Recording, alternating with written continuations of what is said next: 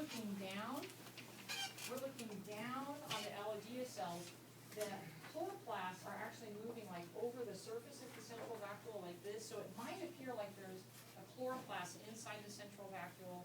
It's just an illusion that we're looking at this as if it's two-dimensional, but you need to remember it's this three-dimensional cell. So the chloroplasts are moving like this, chloroplasts are moving around the outside.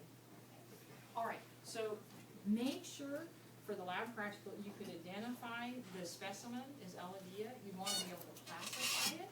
You want to be able to tell us if we had a planer on a chloroplast, you want to be able to name the structure.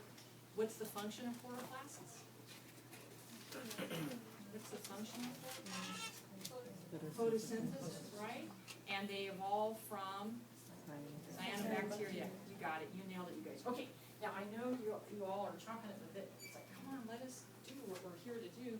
But just before we let you start on your work, the last thing we want to discuss is when you're finished today, how you're going to take care of your microscope and prepare it for return to the cabinet.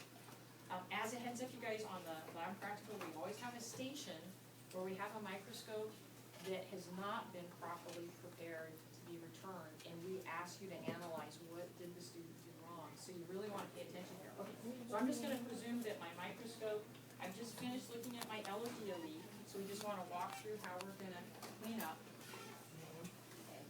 So, all right. So we're gonna bring our turret, our nose piece, so that the Forex, the scanning lens is in place. I use coarse focus adjustment to lower my stage. I open my stage clip and I slide my wet mount out. Now what are we gonna do with these wet mounts? Okay, so remember the cover slips go where? Broken glass, right? Now the Alodia leaf, these are not toxic, right? They're not pathogenic. So you can just brush you can either just leave the Alodia leaf on the cover surface there. If it sticks to your glass slide, you can just wipe it into the regular trash, because Alodia, it's a plant, it's not harmful. Now, what I recommend you guys, rinse your slides, right? Stick them in your locker. It's a slide, you can use the slide again, right? If you don't want to stick it in your locker, if you would just place your rinsed slides on a paper towel by the sink, and we'll reuse them, right? But they're perfectly good slides, you don't need to throw them away. Okay, so we've taken care of our wet mount. Now, how are we going to take care of our microscope? Okay, one of the things we want to do is we want to make sure we clean all the lenses. So, in cleaning the objective lenses when you're finished, especially because we're going to start using the oil immersion lens next week, start with one piece of paper. Start with the lowest objective, and work from lowest, the 4x to the 10x, and then finish with your high dry. And then next week, because we're going to start using the oil immersion lens, I did a separate piece and use that separate piece on the oil immersion lens, and you're going to see sometimes you have to use several pieces of lens paper to get all the oil off your oil immersion lens. This is for next week. Okay. I made sure that my stage was all the way down. I made sure the 4x objective is in place. Very important, folks, we need to make sure that the mechanical stage is centered. And let me just make this really bad. Some folks forget, and they leave the mechanical stage arm sticking out.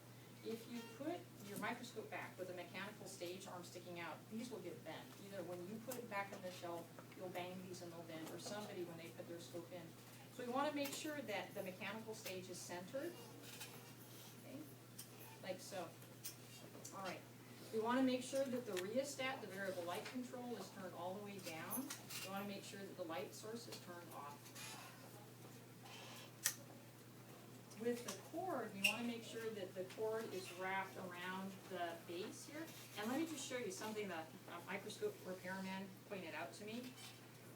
You see how the cord naturally wants to curve in this particular direction? Okay, wrap the cord in the direction that it wants to travel. Don't hold the cord back and wrap it like that. That's really hard on the wires, and it will cause the cord to wear out more rapidly. Okay, so we want to follow the natural curve of the cord, and we're going to wrap the cord around the base, and we have to weave it a bit around those mechanical stage adjustment knobs.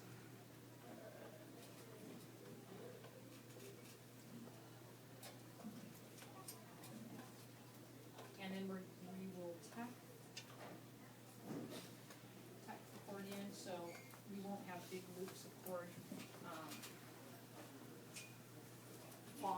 the scoop. Same thing, two-hand carry, elbows in close to your core, you bring it back, okay? And remember, don't drag it or push it onto the shelf. Make sure, I'd actually put my hand underneath, and you slide it in gently, and then slowly lower it. Okay.